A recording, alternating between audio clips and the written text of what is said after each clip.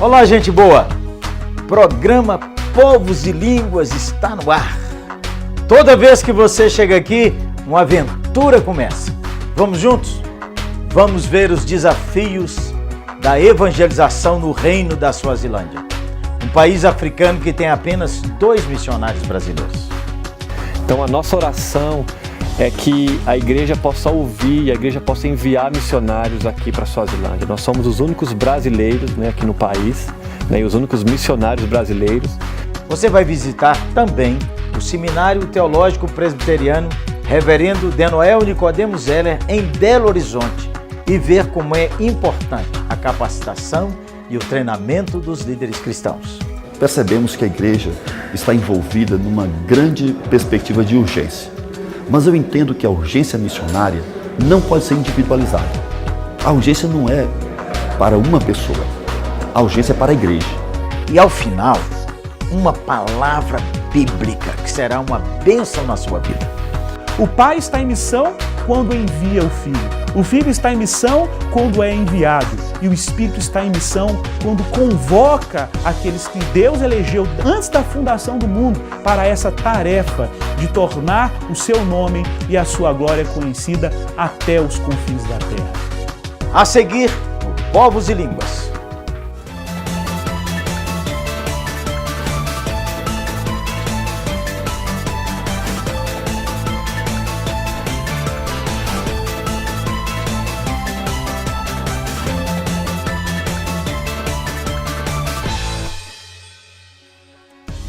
Olá, gente boa! O programa de hoje começa com um desafio. De um lado você tem Moçambique, do outro lado a África do Sul e no meio o reino da Suazilândia. Um país que tem cerca de 1.100.000 habitantes e existem apenas 2, escutou bem, viu bem, 2 missionários brasileiros. Por isso eu proponho esse desafio. Quer ser usado por Deus para mudar essa história? A Suazilândia espera por você.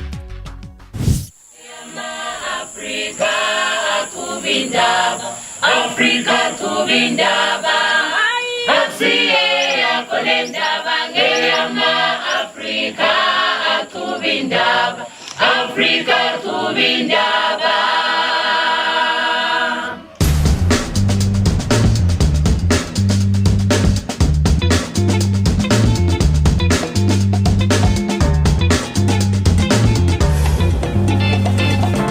Nosso chamado para a Suazilândia foi quando nós estávamos em Worcester, África do Sul. Alguns amigos compartilharam conosco as necessidades do país. Nós oramos e sentimos de Deus e já estamos aqui há 2 anos e meio. E é um prazer enorme compartilhar com o Brasil como é lindo o país e as necessidades que nós temos aqui. Meu nome é Luciano, essa é minha esposa Anne. Eu e minha família, nós somos missionários aqui na Suazilândia, no sul da África.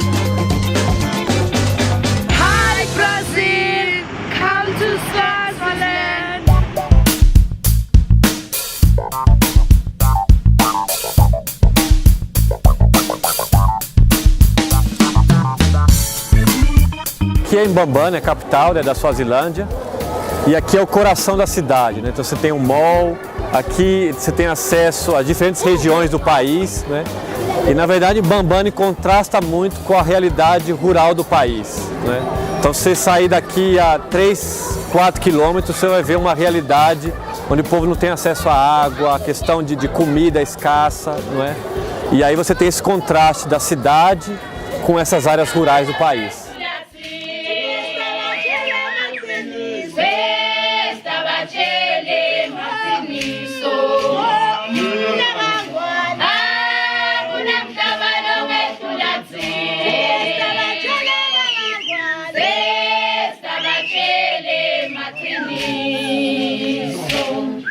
A gente está aqui na Vila Suaz, É aqui na cidade, mas é um pouco da realidade que se vive nas áreas rurais, mostrou um pouco das danças suazes.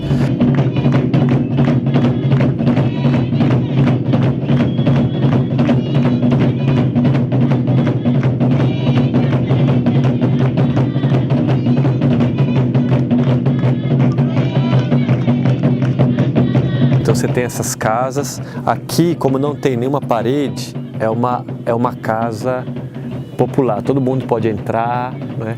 E você tem esses três colunas, tem umas que tem 3, que aí quer dizer que aqui é a parte da cozinha, você tem outras que tem 4, né? Você vai ver essa casa do lado, que é a casa da avó, então tem todo um significado, a maneira que se constrói, né? Essas cercas e essas palhas horizontais, né?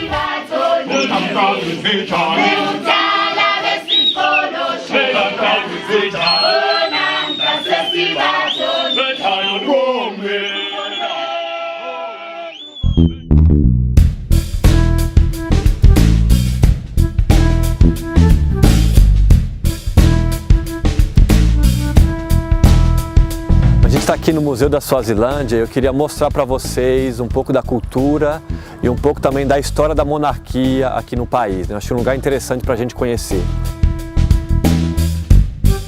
Esse aqui é o memorial do rei Sobhuza II, né? Pelo menos o que tem registro na história, né? A partir dele. Ele governou por 60 anos, né? E o rei é o rei mais popular aqui do país.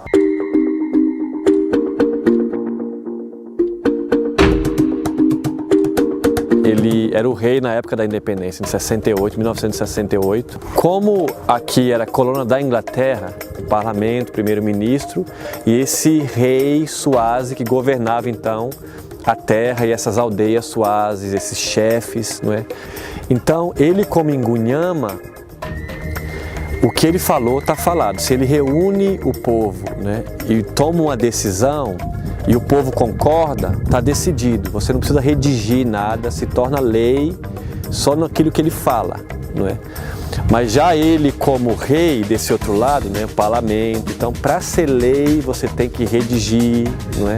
Assinar, ser aprovado. Então você tem esses dois sistemas e as leis são diferentes. O rei Sobhuza II, né, ele teve aproximadamente 100 esposas. Essa questão da poligamia é uma maneira de você manter esse reinado, porque ele tem que ter filhos, né? A contaminação por HIV no país, né, é o mais alto no mundo, não é? E se você vê as estatísticas, em torno de 42%, né, entre 18 e 25 anos, eles têm o HIV.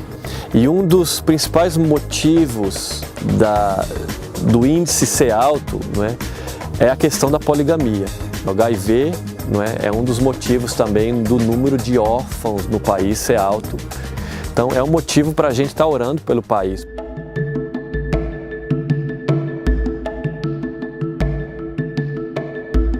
O Petrus, ele é o primeiro missionário da nossa agência aqui, o primeiro nacional, não é? E a história do Petrus, a história que como surgiu esse ministério é muito bonita, porque é um desafio a questão dos órfãos, né, no país, são mais de 150 mil, né, no país, e ele perdeu a irmã, né, a Elizabeth também perdeu a irmã, e aí ficaram 10 crianças sem ter ninguém que cuidasse, né, dessas crianças. E aí eles então pegaram essas 10 crianças, eles já tinham 6, não é? E eles têm dado, não é, casa, escola, educação. E é muito bonito poder ver os Swazis, não é, sendo resposta. Eles ouviram de Deus, não é, esse problema da questão da orfandade. E eles são modelo de família para essa comunidade, né, que está ao redor aqui, não é? Então é uma história muito bonita. Okay, Road to Hope is a family orphanage house. That is where we take care of family who are orphans. Our vision is to see them making their dream come a reality.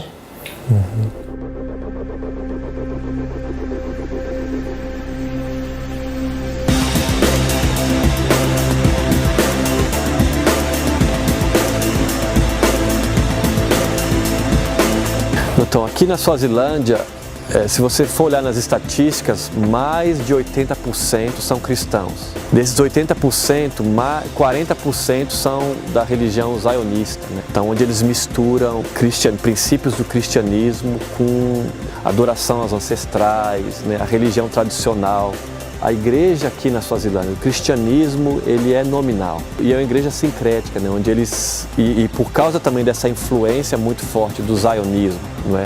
Onde eles misturam, é muito forte nessa região aqui, Suazilândia, Moçambique, África do Sul, né? Southern África.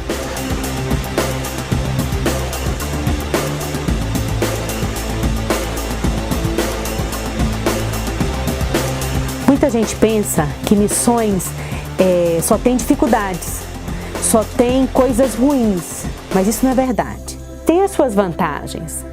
Talvez se a gente estivesse hoje no Brasil, nós não teríamos condições de dar essa educação para os nossos filhos, que nós estamos dando. Da Ariane poder falar 3 línguas, a Dariane ter oportunidade de conviver com outras culturas e crescer com essa diversidade de cultura, respeitando outras culturas, conhecendo a Deus através de outras culturas, isso é fantástico. Nós temos 2 grandes desafios aqui. Um é manter a família com qualidade de vida, gastar tempo com as crianças, tempo de qualidade. E o segundo desafio é manter nossa igreja e nossos suportes e amigos em contato, junto conosco. Como a Anne mencionou, o nosso segundo desafio é esse relacionamento com a nossa igreja, que nos enviou. Eles oraram por nós e nos enviaram para o campo, né? E não é só essa questão do suporte financeiro, né? Vai muito além dessa questão, é relacionamento, é de saber e sentir cuidado pela igreja, não é? Então tudo isso ele vai nos ajudar no campo aqui, sabe? É importante demais a gente sentir que a igreja está com a gente, sabe? Sentir que eles fazem parte do que a gente faz aqui, eles estão lá, estão longe, muitos deles nunca vieram no país, conhecem a gente por carta, às vezes por vídeo, quando a gente vai lá e divulga sobre o que a gente está fazendo. Mas é muito bom quando a gente manda carta informativa e você tem um retorno e o pessoal está orando, o pessoal está com a gente e às vezes manda uma palavra, né? Eles estão orando lá, mandando uma palavra específica e às vezes até de momentos que a gente está passando aqui e Deus confirma através da igreja, não é? Nos dando palavra de ânimo. Então esse relacionamento é muito importante.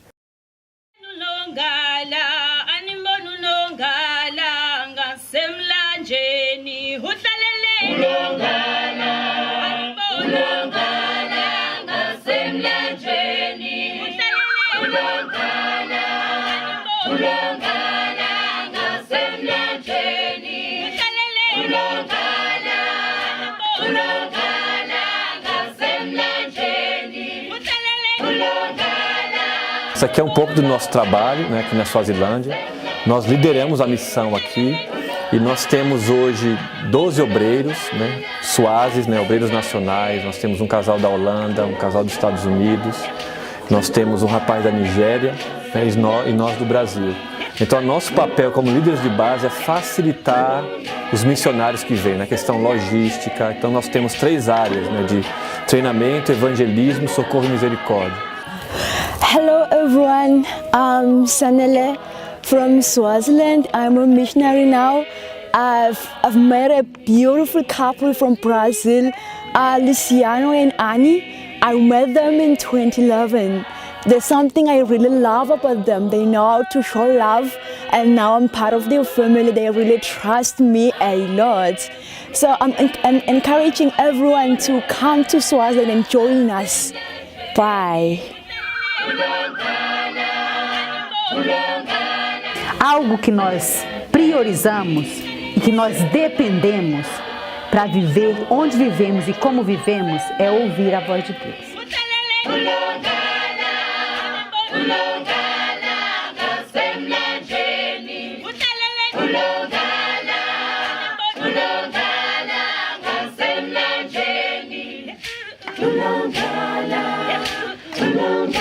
Eu espero que vocês tenham gostado, né, um pouco do nosso trabalho aqui na Suazilândia, um pouco da nossa vida aqui, né, na Suazilândia. E eu queria desafiar a igreja brasileira a ouvir a voz de Deus e a obedecer aquilo que Deus tem chamado a igreja, né? Então a nossa oração é que a igreja possa ouvir, a igreja possa enviar missionários aqui para a Suazilândia. Nós somos os únicos brasileiros, né, aqui no país, né, e os únicos missionários brasileiros. E eu espero que a igreja possa então ouvir a voz de Deus e junto com a gente poder servir e edificar o reino de Deus aqui no país, né? Em nome de Jesus.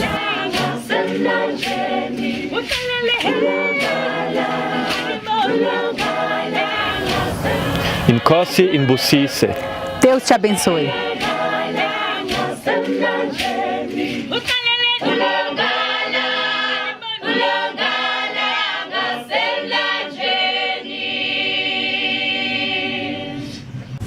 Ide por todo o mundo e pregai o Evangelho a toda criatura, seja para seu parente, seu amigo, seu vizinho ou mesmo um pequeno e desconhecido país distante.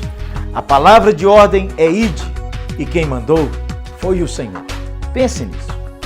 E a seguir, vamos visitar o Seminário Teológico Presbiteriano Reverendo Denoel Nicodemo Zeller, uma instituição séria e comprometida com a boa formação de líderes cristãos.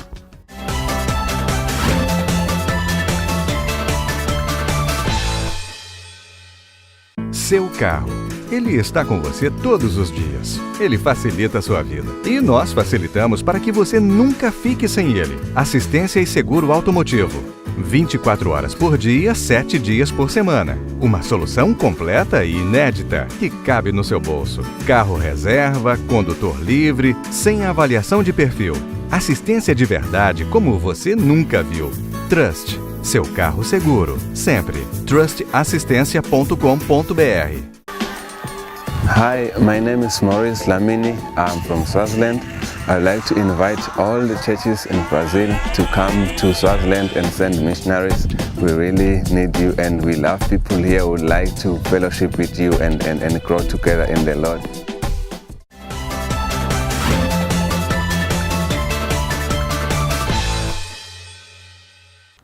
O programa está de volta e agora vamos falar sobre liderança. Você sabe, em qualquer área, a capacitação adequada é fundamental para se ter uma liderança e um desempenho eficaz. E para conhecer um trabalho de ponta nessa área, vamos dar um passeio pelo Seminário Teológico Presbiteriano Reverendo Denoel Nicodemo Zeller?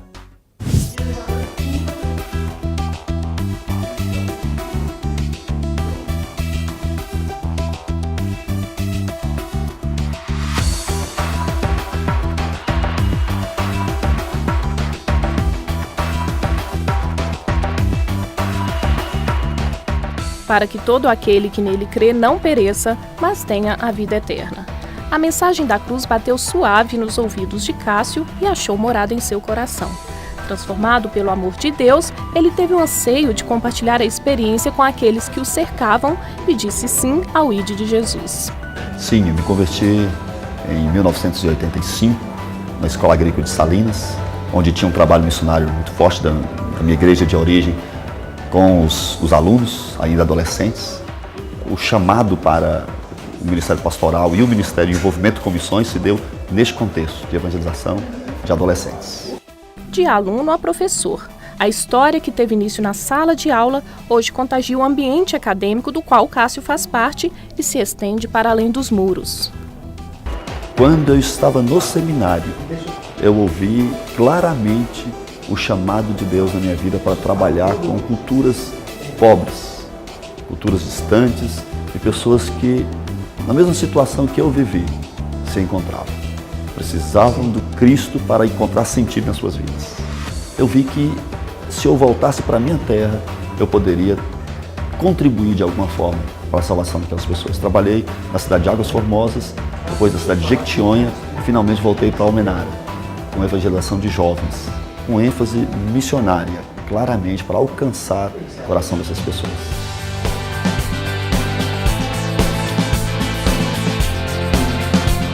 Percebi que poderia contribuir um pouco mais para o desenvolvimento missionário e vim para a Missão Amém com o objetivo de dar aulas no Seminário Missiológico da Missão em Montes Claros e mais tarde ingressei no mestrado no André Ojan e comecei a trabalhar no Seminário de Belo Horizonte, presbiteriano. E aqui nós treinamos os nossos alunos, que serão em sua maioria pastores, para ter essa visão missionária de cuidado pastoral, de investimento nos campos missionários. Hoje nós trabalhamos especificamente levando grupos da igreja aos campos missionários. No ano passado nós estivemos em Moçambique, nós ficamos hospedados na cidade do Dong, 100 mil habitantes, tinha apenas um dentista para 100 mil habitantes.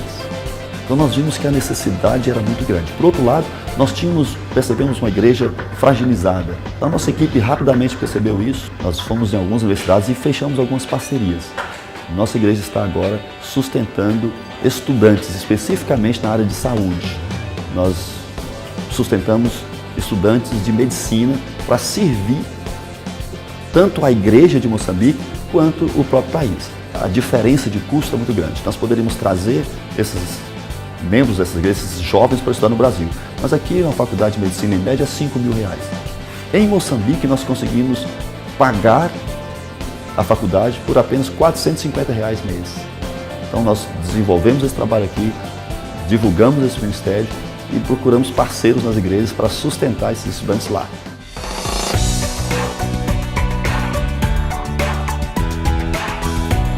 O professor, pastor, mas acima de tudo missionário, desafia a igreja brasileira a sair da zona de conforto e pensar nas vidas que perecem sem conhecer a verdade. Percebemos que a igreja brasileira está muito envolvida com missões no que diz respeito a eventos missionários. Nós fazemos muitos cultos, nós fazemos muitas conferências, mas de fato, os membros de nossas igrejas precisam se envolver mais com a tarefa de planejar a missão, de participar da missão. A missão da igreja é a participação dela no projeto salvífico de Cristo, na perspectiva de que o Senhor nos enviou tanto para Jerusalém, para a Judeia, até os confins da terra. Nós percebemos que a igreja está envolvida numa grande perspectiva de urgência. Mas eu entendo que a urgência missionária não pode ser individualizada. A urgência não é para uma pessoa, a urgência é para a igreja. A igreja precisa ter pessoas hoje sendo vocacionadas, sendo treinadas no campo e retornando dos campos. Então, a pessoa precisa pensar que ela, para chegar num campo missionário, numa outra cultura, ou mesmo na sua própria cultura, ela precisa ter o preparo necessário para enfrentar dificuldades, adversidades, choque cultural. Você precisa investir no campo missionário, não na perspectiva do retorno. Às vezes, nossas igrejas, elas investem pensando no retorno que elas vão ter. No campo missionário é diferente. Qual o retorno que você vai ter para a sua comunidade? Você não vai ter nenhum batizado, você não vai ter nem um novo membro, nenhum agregado dentro da sua igreja. Mas você vai ter uma nova igreja num lugar distante, onde ninguém está vendo, onde você vai conhecer apenas por relatórios. Mas mesmo assim a igreja precisa se envolver muito além do custo-benefício. Mas o benefício tem que ser percebido na perspectiva e na ótica de Deus, de novas igrejas que mesmo longe dos nossos olhos estão sendo formadas.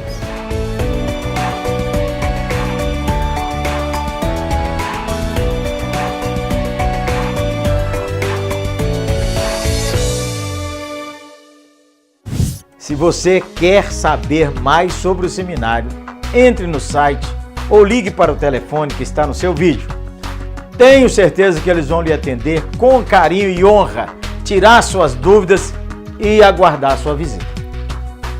Em instantes, uma palavra que será uma bênção na sua vida.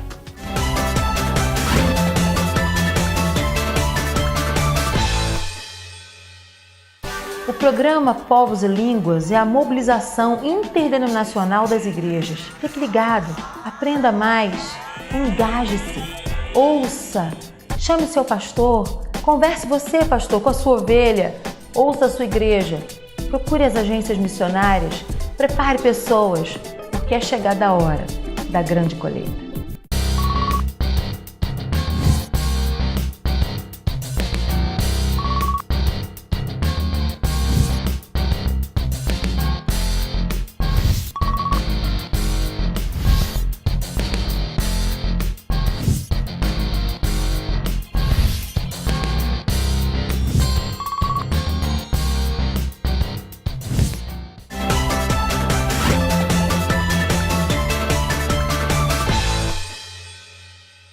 Quero chamar a sua atenção para um texto bíblico que todos nós conhecemos, conhecido como a Grande Comissão.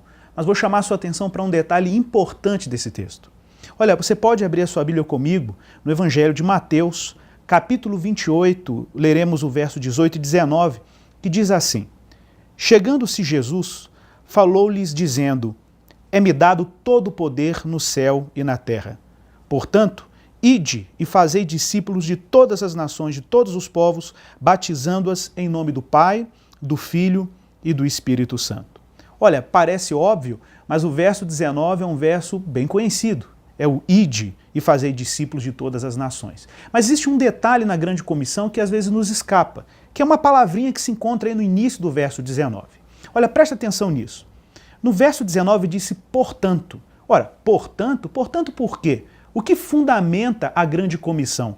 É o que está no verso 18, é o verso que antecipa essa ordem de Jesus. Lá é dito, e o próprio Jesus afirma isso, que a ele foi dado todo o poder no céu e na terra. Ora, se você não compreender que esse é o fundamento da grande comissão, pode ser que a sua tarefa e a sua vocação missionária estejam ainda um pouco comprometida. Mas eu quero te desafiar agora a entender o que Jesus quis dizer com isso. Olha, só faz sentido ide se você reconhecer que antes dessa tarefa, Jesus Cristo deixa claro que a ele foi dado todo o poder nos céus e na terra. Sem o reconhecimento do senhorio absoluto de Jesus Cristo sobre todos os aspectos da vida humana, é impossível nos engajarmos na grande comissão. A grande comissão não é uma tarefa a ser realizada, é uma tarefa que é realizada sobre o que Cristo já realizou. Jesus assumiu todo o poder, Jesus assumiu todo o governo sobre o mundo e a obra eficaz que ele realizou na cruz é o que desencadeia a tarefa missionária.